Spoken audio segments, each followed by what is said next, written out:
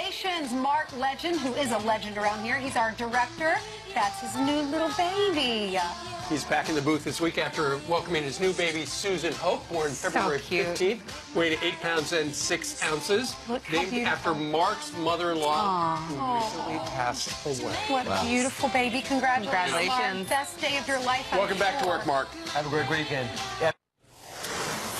Breaking news out of the White House on 3 major battles facing our nation on this very busy Friday morning. Fears of a trade war, aggressive new Russian sanctions, and the fight to secure our border, all dominating the agenda today. Good morning. I'm Sandra Smith, live inside America's Newsroom. Great to be with you. Great to be with you at home. Happy Friday. I'm Leland Vittert in for Bill Hemmer. Moments ago, we learned the Trump administration is yet again upping the ante with Moscow by targeting Vladimir Putin in a new round of strong sanctions.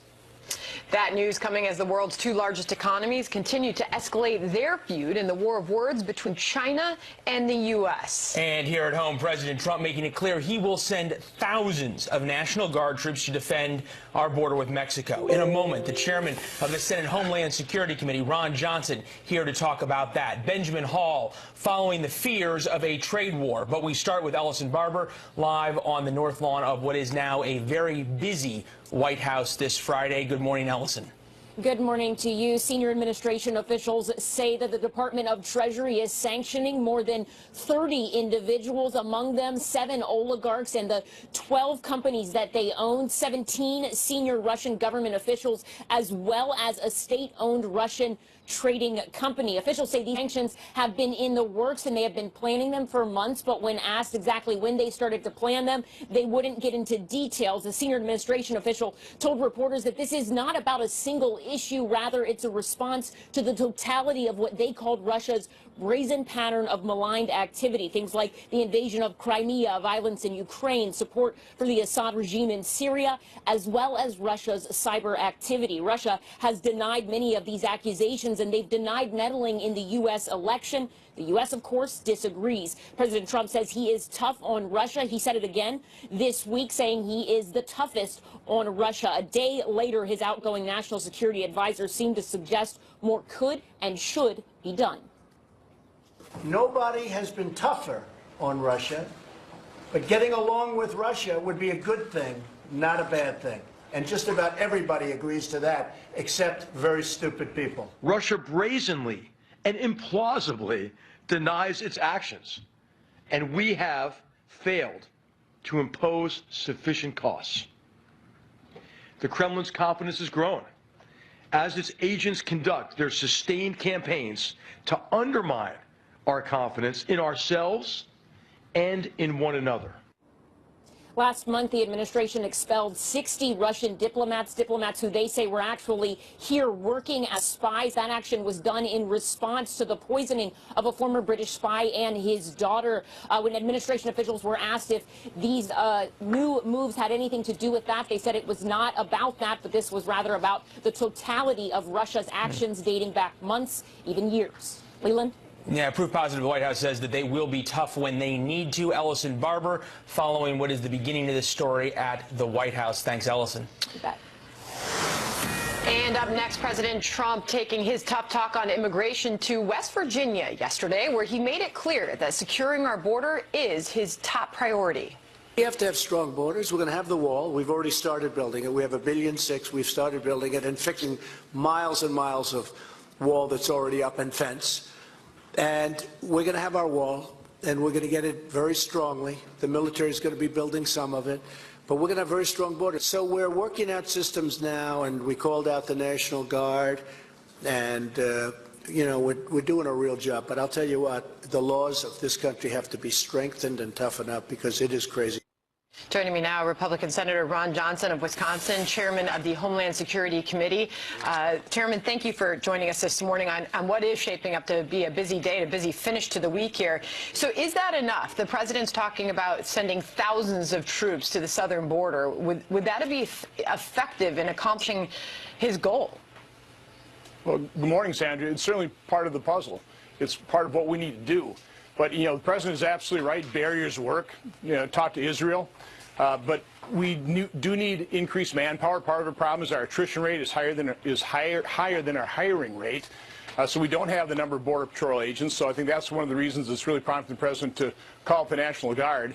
But we definitely need to fix our broken legal immigration system. We have so many laws and legal loopholes that incentivize illegal immigration. For example, we can't immediately and humanely return unaccompanied children from Central America like we can unaccompanied children from Mexico. As a result, they come into our country. They can just turn themselves in. They go up to the ports of entry. They claim credible fear. And then we process them, and we disperse them around America, and we never return them. And so it's a huge incentive for further illegal immigration. So we have a horribly broken legal immigration system. So those are the laws that President Trump is talking about fixing, which Democrats refuse to even talk about. You know, it's interesting how tying all of this together and the President making it clear that with his goal of sending the National Guard down to our border, he wants this until the wall is built. Is that going to happen, Senator? It certainly should. Again, nobody's talking about a 2,000-mile wall, but barriers actually work. I was in Israel. In 2 years, they constructed about a 140-mile wall. I think their illegal immigration went from 16,000 down to 16. So walls definitely work, but you also need the personnel. And again, our hiring rate isn't keeping up with our attrition rate. And we also need to make sure that we deploy the Customs and Border Patrol agents on the border as opposed to doing administrative tasks. A lot of those tasks are, again, caused by the legal requirements of very bad law. Senator, are you getting the sense that the President is getting support for this, wanting to send thousands of National Guard troops down to our border, you know, as far as border states, governors are concerned? What is the sense that you're getting that there is growing support for this? I've always believed the American people support securing our borders for a host of reasons: national security, public health and safety, our drug trafficking, as well as if we're ever going to fix our legal immigration system, we have to be able to control our borders. So I think the American people have always been completely behind that. Democrats give it lip service. You know, every Democrat in my committee say, oh, we absolutely want to secure the border. Okay, we'll provide funding for better barriers, provide funding for additional Border Patrol agents, and let's fix those laws that incentivize illegal immigration. Senator, I want to move on to this deadline that has now been missed, this initial deadline where the Justice Department was asked to hand over these documents pertaining to the Clinton Foundation investigation as well as the FISA investigation. Why is the FBI refusing to hand over these documents, Senator?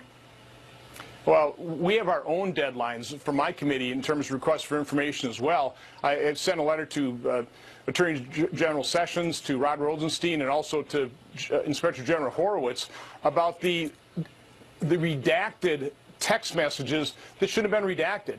And so I'm starting to ask the question. I'm starting to do an investigation in terms of who's doing these redactions, who in the FBI is making these decisions, because I think that's a real problem there as well. I don't know whether the Attorney General has control over his own FBI or whether the FBI director does as well. So this is a huge problem, and it's a problem for a number of committees, both in the House and the Senate, and we will get to the bottom of this. It may take some time, but we are going to be very diligent in our efforts to get to the bottom of this. Kimberly Strassel has been digging into this, as you know, for quite some time in the Wall Street Journal. She penned a piece this morning titled, "What is the FBI hiding?" And she concludes her piece by saying, here's what has become very clear. The FBI relied significantly on a Clinton opposition research document in pursuing its Trump investigation. No amount of diversionary talk over other evidence can now change that. Is that something that you could agree with, Senator? Absolutely. And again, one of the reasons congressional oversight is so important, I think in this case, the most important aspect of this is the public needs to know what's been happening in our Justice Department and the FBI. The problem with criminal investigations is, if done properly, if they don't produce an indictment, the public never knows what's happened within that criminal investigation. In this case, I think public disclosure takes precedent over everything else. And so the congressional committees have every right to obtain this information. Why is it only FBI agents have access to this information? We as members of Congress have as high, if not higher, security clearances than many members of the FBI, and yet we're denied access to that information. It's just not going to stand. We will get that information. It may take a little bit more time. time, but there's enough of us putting pressure on the FBI and the Justice Department. We'll get that information. By the way, Attorney General Sessions absolutely wants to get this information. I think he's being frustrated by his own agency and by the FBI. All right. Senator Johnson, thanks for joining us this morning. Mr. Chairman, great to have you on the program. Have a good morning. You too. And a Fox News alert as China is now responding to the president's threat of slapping an additional $100 billion in tariffs on imports from Beijing. That threat coming last night. Benjamin Hall live in London as the markets there react. Hi, Benjamin. Yeah, hi, Leland. You know, from day one, President Trump has said that he wants to level the playing field when it comes to trade with China and that he is not afraid of a trade war. Well, listening to him yesterday, it's clear that he is sticking to his word. It was a surprise announcement, though, when he said that he was instructing the U.S. trade representative to consider this additional $100 billion of tariffs against China and to see what products they should be placed on. The president said that it was in light of China's illicit trade practices that have, quote, destroyed thousands of American factories and cost millions of American jobs. The president spoke about it this morning and said enough was enough. We've already lost a trade war. We don't have a trade war. We've lost a trade war because for many years, whether it's Clinton or the Bushes or Obama, all of our presidents before have, for some reason, it just got worse and worse, and now it's $500 billion in deficits. China's Ministry of Commerce responded quickly to the new move, saying, quote, "We do not want to fight, but we are not afraid to fight a trade war. China will dedicate itself to the end and at any cost." Trump's proposal intensified what was already shaping up to be the biggest trade battle since World War II. And global markets, which had rallied yesterday, fell again today amid concerns of a global war. But that being said, it is 6 weeks at least till these tariffs come into effect. So there's a lot of negotiating that can be done between now and then. It just remains to be seen who blinked first. Leland? Benjamin Hall live in London. The president, of course, not saying that he is going to blink first. Dow futures kind of blinked, though, down 200 as of now. Yeah, so there's some serious concern out there in the markets, but as we have seen recently, memories can be short. We'll see where all of this goes. Like 2 days short. Yeah. We've got a lot more news as we cap off this busy week, including jobs numbers out for the month of March, showing the unemployment rate holding at 4%, 4.1%. That's a 17-year low. Maria Bartiromo will be here to break all of that down and talk markets. Where are they going next? Plus this. The Democrats have a problem. I mean, if you look at your senator, he voted against. Joe, he voted against. President Trump going after Democrat West Virginia Senator Joe Manchin on his home turf. Why the president believes the only way to get a Republican agenda through Congress is by flipping Democratic seats. Our panel with that. And the Pentagon identifying the service members killed this week in back-to-back crashes. But the Defense Department is saying they do not yet believe this is a crisis. Retired four-star General Jack Keane is here with his take. I thought he would be helpful because he talks. Grabs me, I grab him, says hello, I say hello. But he votes against everything, and he voted against our tax cuts, and that was bad. And he also voted against medical help and health care, and that's bad. President Trump wading into the battle over a key Senate seat in West Virginia as Republicans look to keep control of the upper chamber. The president slamming Democratic incumbent Joe Manchin for not breaking rank with his party. Here to talk about it, Juan Williams, political analyst for Fox News and co-host of The Five. Steve Hayes, editor-in-chief of the Weekly Standard, Fox News contributor. I am wholly outclassed in all capacities with this panel, so I will play traffic cop. Juan, to you. The president won West Virginia 69-26 over Hillary Clinton. With this, should Manchin start brushing up on his resume? I think Manchin's pretty popular. Manchin right now leads in polls, but what you've got is a situation where the president and his presence can activate that Republican base, I think, in any state.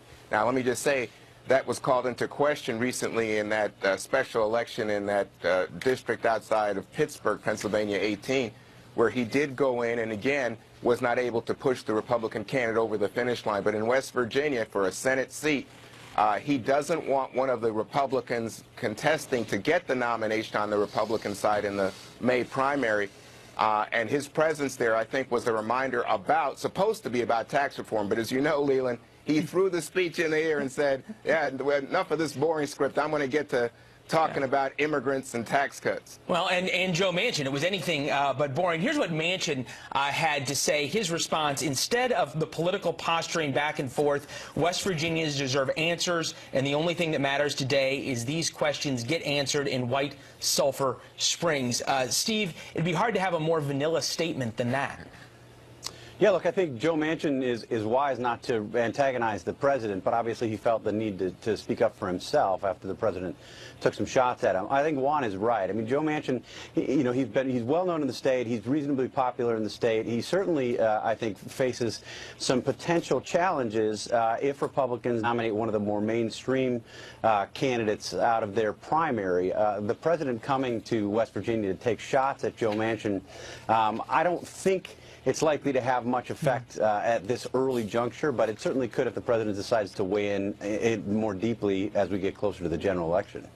We zoom out, Steve. You think about the other states that are like West Virginia. President Trump won. You have a Democratic incumbent who's up. Places like Missouri, places like Michigan as well. Is this a preview of the closing argument for the midterms in 2018?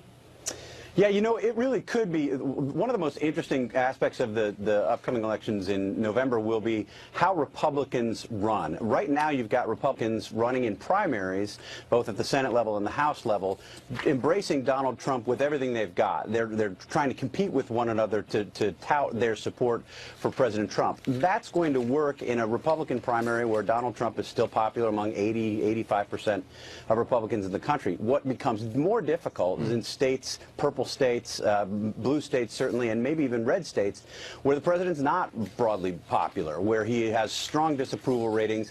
You see these same Republicans then having to pivot from a strong embrace of Donald Trump in the primary to trying to distance themselves from Donald Trump in a general election when the energy is with Democrats and independents who are opposed to the president. So, Juan, what is the prescription for Democrats, especially considering you're watching Joe Manchin with this very, very vanilla comeback? Are Democrats even in red and purple states handcuffed from going after the president, even if they want to? I think that the idea, and Steve picked up on this, is you don't want to antagonize the president's base. The idea is, especially in advance of a Republican primary, that they remain potent. But going into the general, this is very interesting to me because the president in the White House yesterday, that event was supposed to be about tax reform. And the president had someone get up there, and she cried even when she talked about the benefits of the president's tax cut. But what we've seen in recent races, again going back to Pennsylvania, is that hasn't moved the dial in terms of voter attitudes. And if the president and the White House think that message in terms of advertising is what's going to carry them over the finish line for the midterms, I think that they are going to have to look elsewhere. Well, as you point out, there are a lot of Democrats, especially the DNC, pointing to Pennsylvania 18 as what they view as the future on this. Gentlemen, thank you as always. We'll see you guys soon. Have a good weekend. All right, great weekend. Sandra? Brand new details coming into our newsroom about the firing of former FBI Deputy Director Andrew McCabe. What we are now learning about the basis for that decision. Welcome back this Friday morning. New reaction from President Trump on the Stormy Daniels controversy. While aboard Air Force One yesterday, the president addressing a payment made to Miss Daniels by his personal attorney in the days leading up to the election. Did you know about the $130,000 payment to Stormy Daniels? Why did Michael Cohen make this if there was no truth or allegation? You have to ask Michael Cohen. Michael's my attorney, and you'll have to ask Michael. Do you know where he got the money to make that payment? No, I don't know. Daniels says the payment was made to buy her silence regarding her alleged affair with President Trump back in 2006. Her attorney argues that it is null and void because the president never signed it. Fox News alert, the jobs report is out for the month of March, and it shows the U.S. economy added 103,000 jobs after several months of much bigger gains. The unemployment rate did remain steady at 4.1% for the sixth straight month. That is a 17-year low. Maria Bartiromo is the anchor of Mornings with Maria and Sunday Morning Future. She joins us now. Good morning, Maria. Great to see you, Sandra. So what are markets watching more closely right now? The jobs report is always big for these markets. Jobs reports are typically a market mover, but the market went the opposite direction today than you would have expected on a weaker than expected jobs number, because I think the trade story is overriding, and investors are focused on what seems like a trade war, a tit for tat between the U.S. and China. On the jobs number, look, it was weaker than expected. Sandra, 103,000 was obviously below the 193,000 that we were expecting, but there are some. Welcome back as Kennedy dances in the corner. There is a growing speculation over which Democrats will throw their hats into the ring in 2020. Now sources tell Fox Business that former Vice President Joe Biden is telling Democratic donors that he's considering another presidential run. He says one of the reasons is the small age difference between himself and the president, and that he also believes he can win. But a Biden spokesperson says that he has not made a decision yet, and right now he is focused on helping Democrats in this year's midterms. Several months ago, there were reports that Biden was the only Democratic candidate that the president views as a formidable challenger. Adam, let's start with you.